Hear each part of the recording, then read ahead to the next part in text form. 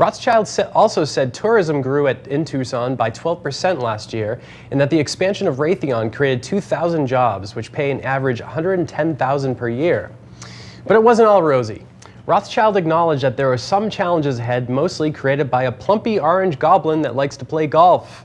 He said that the Affordable Care Act has decreased the state's uninsured rate from 17% to 11% in 2016 and has been a, quote, godsend for Tucsonans. Rothschild said that the repeal of the ACA could be devastating to Tucson's economy. Another issue is the border wall that Trump is proposing on the Mexican border, which could upset trade between the U.S. and its southern neighbor. After all, trade with Mexico accounts for $2 billion per year for the Tucson economy, which could also be affected by Trump's proposed 20% border tax on imported Mexican goods. More than 260 Mexican businesses operate in Tucson and could be affected by the tax and the wall if they come to pass, which seems more likely each passing day. Another issue is the proposed cuts to the Community Development Block Grant, which provides $15 million per year to help the poor and homeless, including homeless veterans in Tucson. Rothschild ended his speech by proposing that we build a wall around Tucson to keep us protected from any more attacks from Trump. Legal experts in Arizona say that the proposed hot and sexy border wall could trigger a series of lawsuits by property owners near the border. In order to construct the wall, the federal government will need to purchase land located at the border. If the property owners don't accept the deal, then the government will likely take the land by eminent domain, which could trigger the lawsuits if the government doesn't offer fair market value. Even if they do offer compensation to the owner, legal expert Monica Lindstrom says that property owners could still sue the government. But she says that historically, the Supreme Court has taken the side of the government in eminent domain cases. Already, the government is hitting a snag, as we reported Wednesday that the Tohono O'odham Nation has refused to let the government build the wall on their land. Tohono land stretches across the border, and tribal leaders say that the wall would separate the tribe and threaten animal and plant life near the border. In response, Trump said that it's, quote, cute that tribal leaders think they have any say in the matter. The University of Arizona's College of Pharmacy has received $12 million as part of an effort to expand and renovate the school. U of A officials say the funding will help increase new drug discoveries, pharmacology and toxicology studies, and will expand space for teaching and research. The renovation and expansion project will cost a total of $31.5 million and be completed over 2 years. The U of A is still in need of $9.5 million to fulfill the first phase of construction. The ALSAM Foundation offered the U of A $10 million grant to be issued when the school's public donation goal is met. College is also expected to contribute $10 million out of their own coffers to the project, as long as they get their own free Viagra out of the deal. Arizona utility regulators have allowed the state's largest utility, to ignore an order to hand over political finance records. The Corporation Commission voted 3-1 to overturn an order from Commissioner Bob Burns for Arizona Public Service Company and its parent company, Pinnacle West, to disclose if they've ever donated more than $3 million to dark money groups in the 2014 election in order to elect new commissioners. Burns was the only dissenting vote and said he will continue his legal challenge and force subpoenas on the group. Pinnacle West is accused of donating the money to influence the election that reshaped the commission's board in order to instill more industry-friendly members. They allegedly donated to dark money groups which don't have to disclose their funding operations. The commission also voted to defund Burns' attorney, who was representing the case. Commissioner Andy Tobin called Burns' accusations a, quote, goose chase, and said Burns needs to end the legal fight. Another commissioner, Tom Forace, also raised the issue that Burns should have to foot the $15,000 bill already racked up in the case. Burns called the decision a, quote, weakening of the entire commission's authority.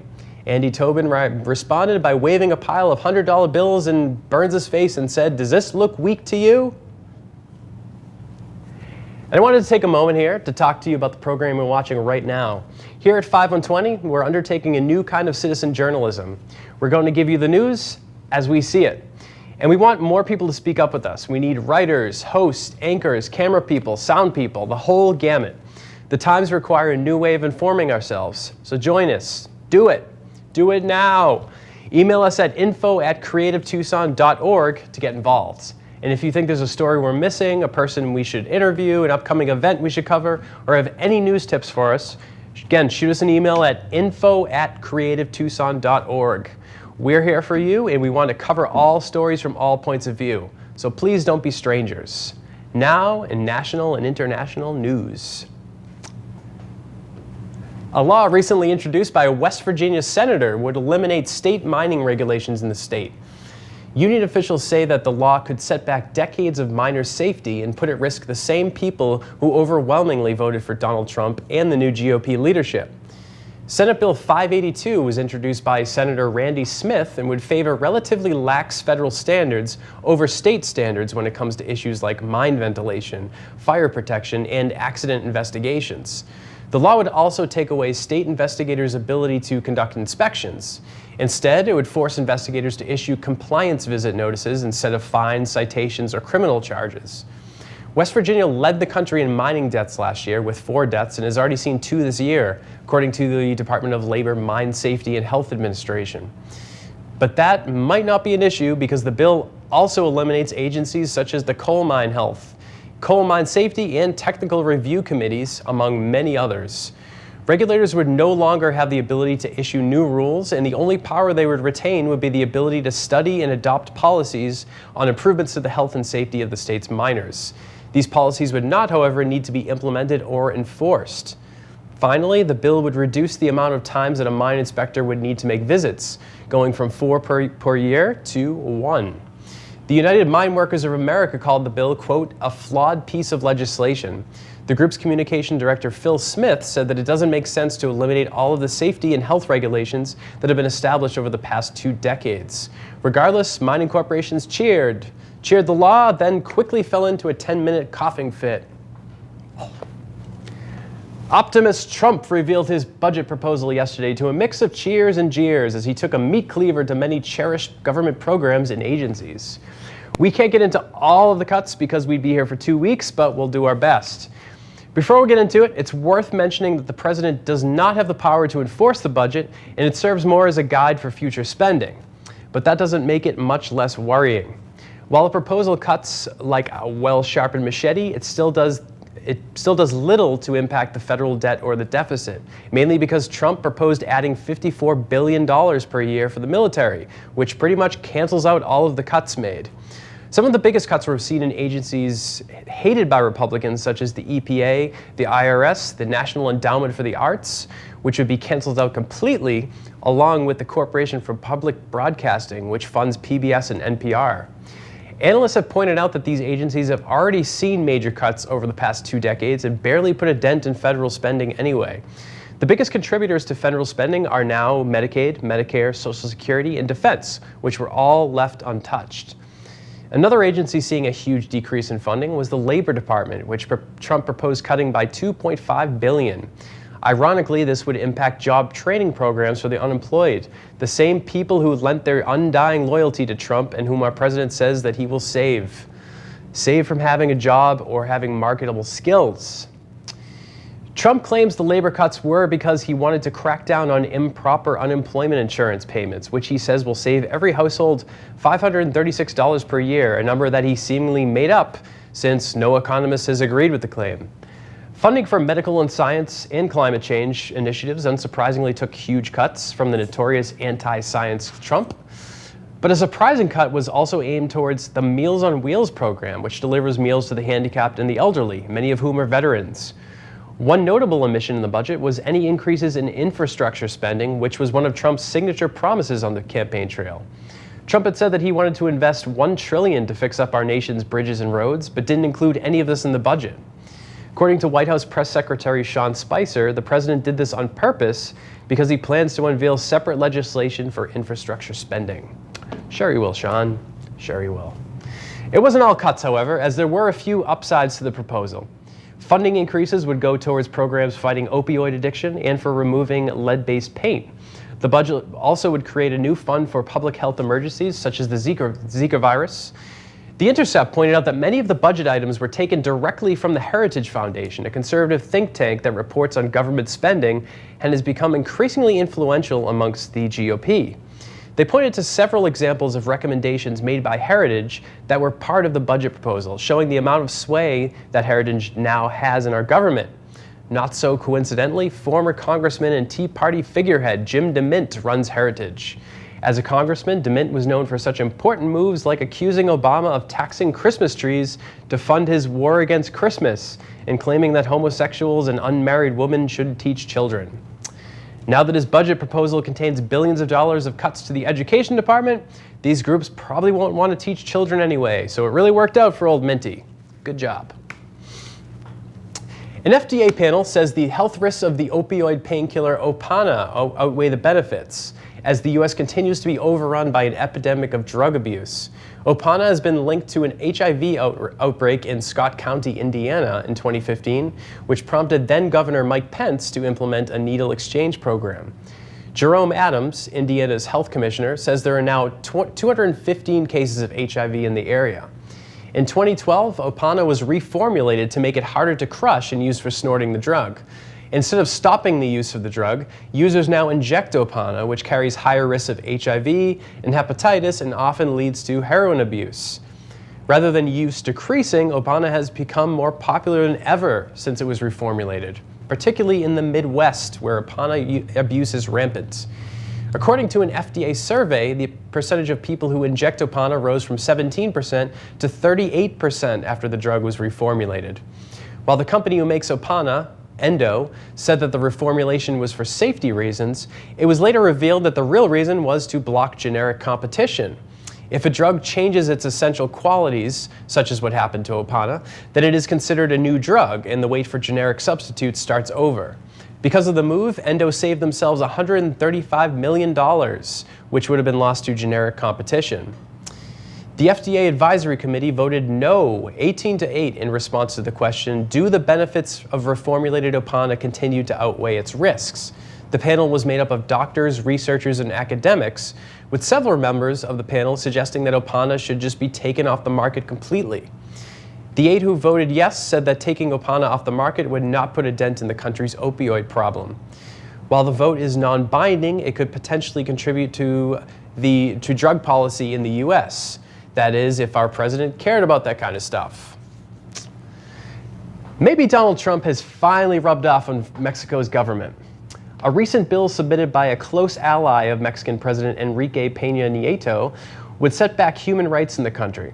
Ironically, the bill was introduced one day after Nieto warned the Trump administration to respect the rights of all Mexicans, proving that hypocrisy isn't just an American pastime.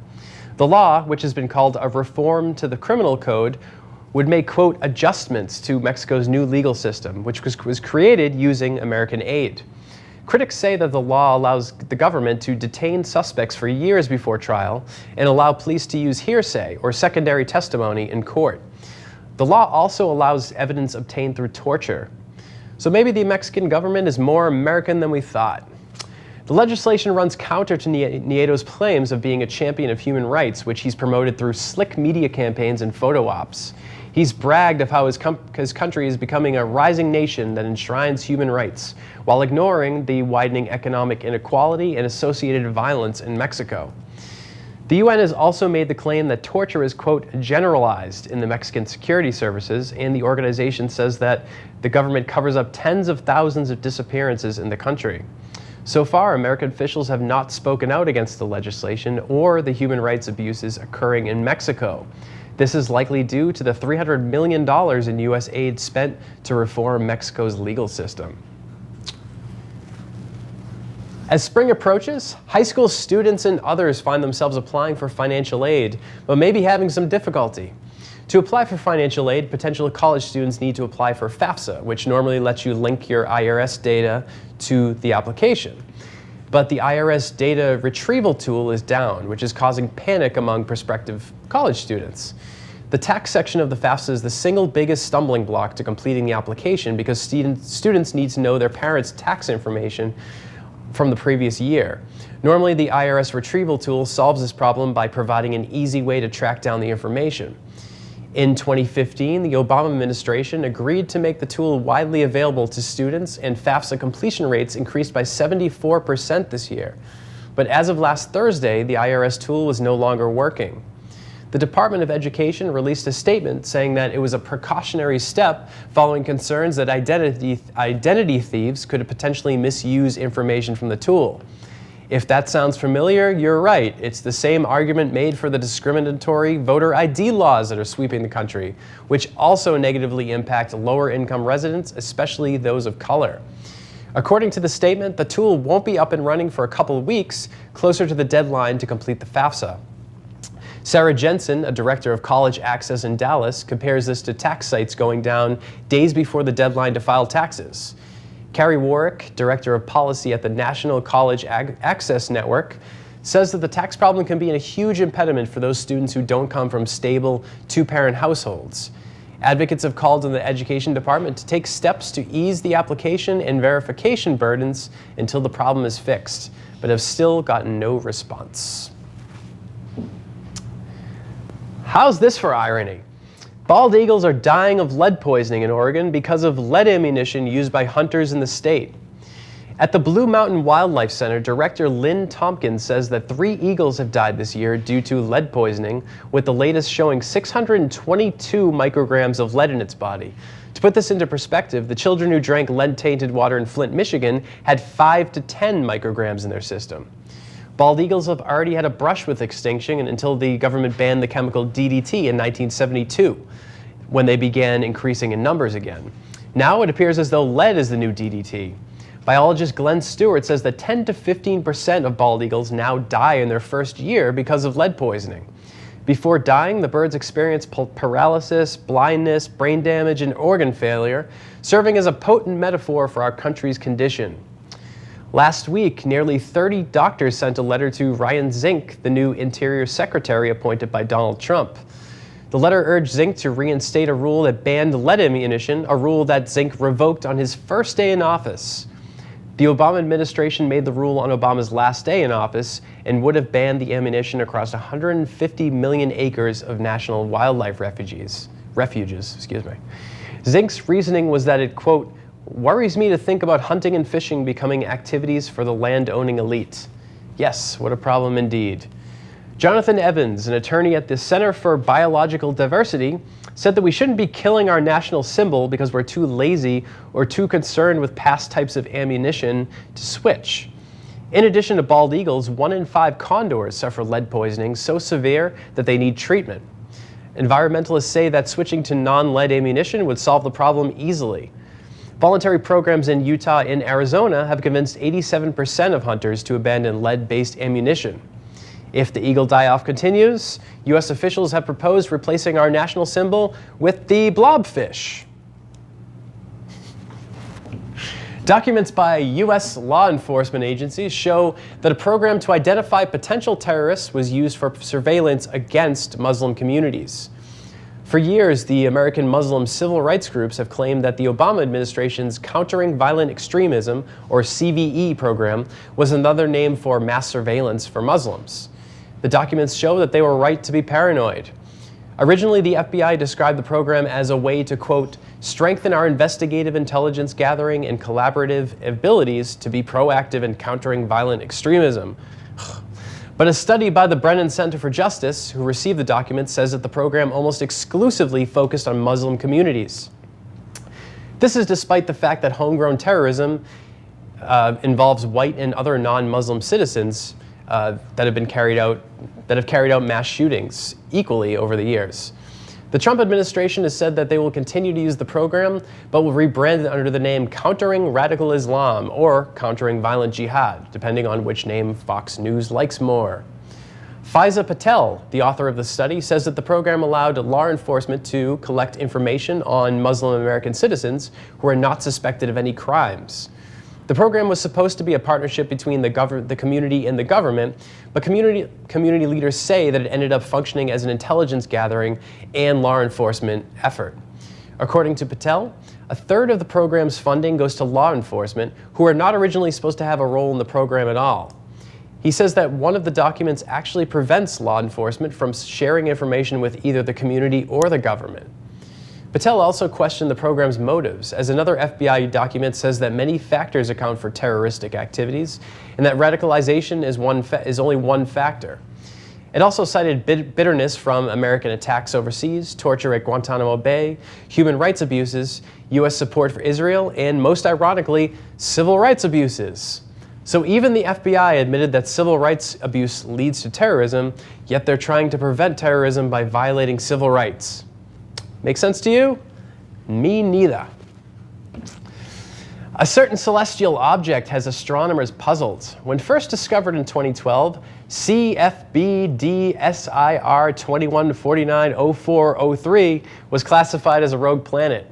Rogue planets are just like regular planets, except they wear leather jackets and orbit the entire galaxy as opposed to a single star system. At the time of discovery, the team at Grenoble Alpes University in France also surmised that this rogue planet was traveling with the AB Doradus moving group.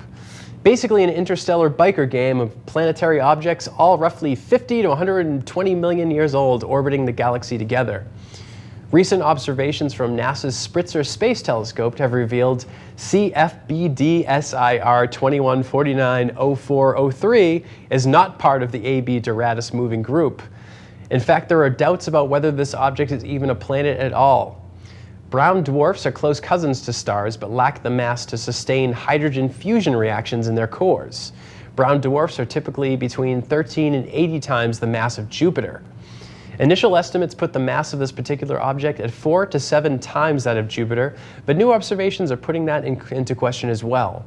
Astronomers believe the object is either low gravity or possesses an unusually high metal content. So we have a metallic planet-like object of an indeterminate age drifting through space. What is it really? Our science experts here at 5 and 20 have come to a grim conclusion. To be fair, our science experts did not go to college and only have access to the telescope outside of Skybar. Until more information comes to light from legitimate sources, one thing is for certain: that's no moon. This was Joel Foster for 5 on 20 News. When we come back, I'm going to deliver you details on the recent media ruckus. See you then.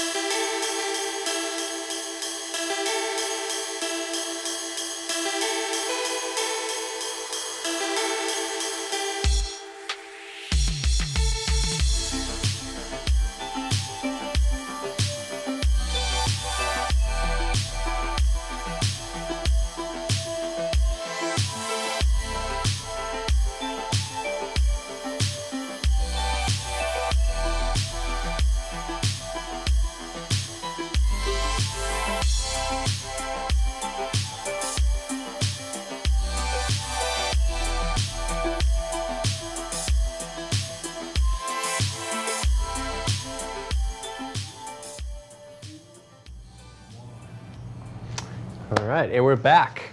Welcome to This Week in Mediocrity, where we present you with all the best in the worst of the media. I'm your host, Joel Foster, and yes, the CIA is watching you through this TV, but so is Santa Claus, so it's not all bad. All right, this week was yet another one where reality was stolen from a crappy paperback spy thriller. And this time, I have to admit that our president came out a big winner, despite looking like a kid dragged to grandma's house at today's meeting with German Chancellor Angela Merkel. Let's take a look.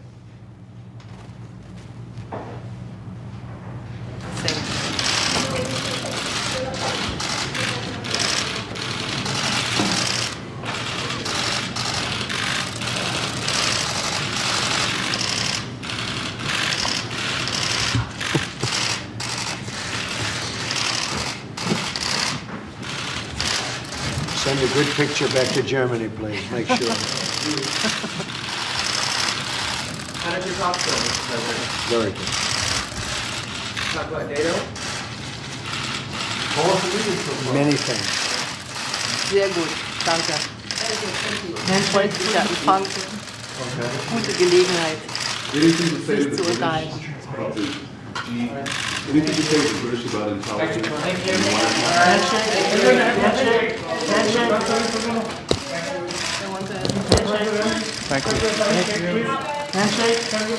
Okay. Head up. Thank you, fellas. Fellas over here. I'm sorry. Thank you. Handshake for you. Oh, Han Hala, you know that he doesn't touch women when they consent. What's the fun in that?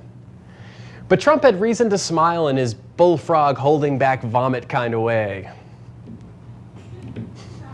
Because he had a great week. There you go.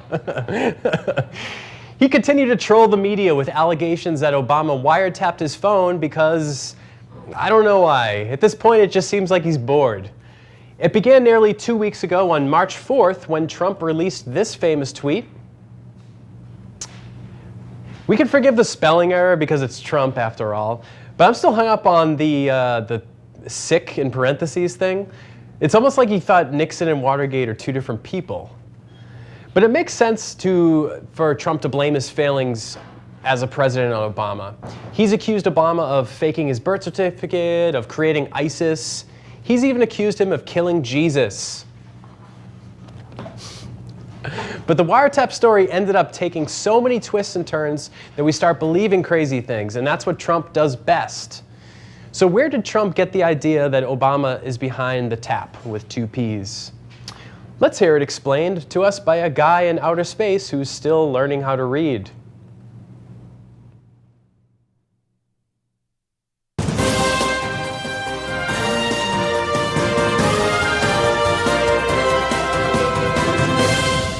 Welcome back to End Times Prophecy News. Breaking news, we just discovered who issued the warrant to investigate Trump, and it's bad. According to reports, the FBI requested a FAFSA warrant during the campaign to investigate alleged ties between President Trump and Vladimir Putin. The question that has still not been answered is whether this warrant included the wiretap. So 3 intelligence sources have... All right, well, obviously it didn't come from Brother Jim.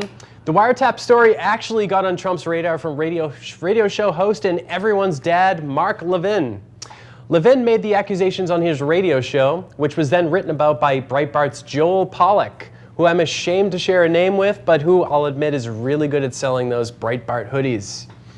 But nobody in Washington was following along at the time. Maybe the GOP learned not to follow Trump down his tinfoil rabbit hole, or maybe he just crossed the line this time. Because the wiretap allegations were denied by everyone, from Republican Devin Nunes, who chairs the House Intelligence Committee, to Attorney General Jeff Sessions, to even Sean Spicer, who would try and convince you that Donald Trump has golden bowel movements if Trump said it first. So the wiretap issue needed a new storyline. And this was created by Andrew Napolitano, the furry bridge troll who never heard a conspiracy theory he didn't like, and who houses a community of sparrows at his hair. Let's take a look.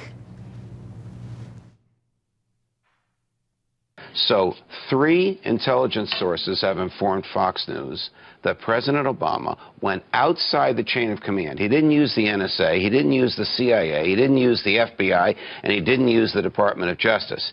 He used GCHQ. What the heck is GCHQ? That's the initials for the British spying agency. They have 24/7 access to the NSA database. So by simply having 2 people go to them saying, President Obama needs transcripts of conversations involving candidate Trump, conversations involving President-elect Trump, he's able to get it. And there's no American fingerprints on this. So it's the bloody British who are behind this. I knew they'd be back, acting all cool after the Revolutionary War. Oh, you can have your own country, we're good. They've been planning this for over 200 years, and we've got the documents to prove it. So who are these 3 intelligence sources that Napolitano speaks of? Well, he doesn't say, But interestingly enough, a day after Trump sent his original tweet, and more than a week before Napolitano called out the Brits, Russia Today featured Larry Johnson, a former CIA agent, where he said this. In this case, I understand from very good friends that what happened was both Jim Clapper, John Brennan at CIA were intimately involved in trying to derail the candidacy of Donald Trump. That there was some collusion overseas with Britain's own GHQ. To testify. Well, he heard it from some good friends. So was Johnson one of Napolitano's three sources? It seems like he could have probably just referenced the interview, but he didn't. But let's talk about Larry Johnson. First, I should mention that he's been out of the CIA since 1998 and has no affiliation with the agency. He actually was once a darling of the left for a while. He used to post articles on the daily costs and pledged his support for Hillary Clinton in the 2008 race. This started his axe grinding against Obama, and it's just escalated since. He tried to convince the media that a video existed of Michelle Obama using the term whitey. Luckily, the media didn't buy it. Oh, wait. Oh. To testify before the Senate. Barack Obama has also set up a nerve center 2 miles from the White House. According Anyway. You keep going. Folks. to testify before the Senate. Barack Obama has also set up a nerve center 2 miles from the White House. According to reports, his goal is to oust Trump from the presidency, either by forcing his resignation or through impeachment. This is a concerted effort across the board to delegitimize, sabotage, and eventually overthrow the Trump administration. All right. All right, just keep going up. Sorry, guys. Hold on a second. All right. Anyway, so can we trust Larry Johnson? How should I know? But I do know that he clearly has something against Obama, and he can easily use his past CIA cred to make the case. But just because he worked for the agency over 20 years ago doesn't mean that he has intimate knowledge of what's going on there now. But that's the story that Trump is going with now, despite Sean Spicer promising Britain that they wouldn't implicate them in the Wiretap stories anymore, and then walking that back about 2 hours ago. But it didn't end there, because InfoWars needs to get their own story going, and of course, it's the silliest of them all. Here now is InfoWars correspondent Paul Joseph Watson, the only guy who sounds dumber with a British accent. There we go. To testify before the Senate. Barack Obama has also set up a nerve center 2 miles from the White House. According to reports, his goal is to oust Trump from the presidency, either by forcing his resignation or through impeachment. This is a concerted effort across the board to delegitimize, sabotage, and eventually overthrow the Trump administration. So he says that Obama has set up a nerve center 2 miles from the White House. What is he talking about? Well, he's referring to a report, and I say that in the most tenuous way possible, from the Daily Mail, a British newspaper that lacks so much credibility that they can no longer be used as a source for Wikipedia. Wikipedia says they're not credible. Think about that. The story says that former Obama Chief of Staff Valerie Jarrett moved into the Obama's D.C. home, except that it wasn't true. At all. Yes, the Obamas have a house in D.C. because they've lived in D.C. for the past 8 years. It's a bit of a stretch to call this a nerve center, unless that's what we're all calling our houses these days. Which reminds me that I'm late paying my nerve center rent this month. So what does this have to do with Trump winning? While all this was going on, like Jesus turning water into wine, Trump turned what should have been a terrible situation into a triumph. Rachel Maddow made a big deal of getting a copy of Trump's taxes, but it ended up showing that Trump paid his taxes minus some expected tax breaks. But overall, it was disappointing, like seeing Independence Day resurgence. So here's why he's winning. Even though his second Muslim ban was thrown out this week, Trump is getting exactly what he wants. Even though it was thrown out, he still gets his 2.0 Muslim ban credentials for at least trying. He gets to campaign some more, then hightail it to Mar-a-Lago for some weekend golf. Meanwhile, as we heard earlier, he has the Heritage Foundation writing his budget and doing all the hard work. We saw the budget proposal and all the cuts that hurt some of the same people that voted for him. It's perfect. He's taking the easy way out because that's what people do. We take the path of least resistance, the same principle that makes people like Donald Trump want to take away things like healthcare and job training and good taste. Which takes me back to Obama. Believe it or not, Trump and Obama are the same species. They're both human. And as a human, Obama is also going to take the path of least resistance. This is the picture of a guy taking the path of least resistance. He's enjoying his life because he doesn't have to be president anymore. Think about it, it's the worst job in the world. Why would he just go and ruin his legacy and then want to be president again? Why would anyone want to do that? It's like if instead of being crucified, Jesus became a small-time bookie. Why go ruin your reputation for something so small?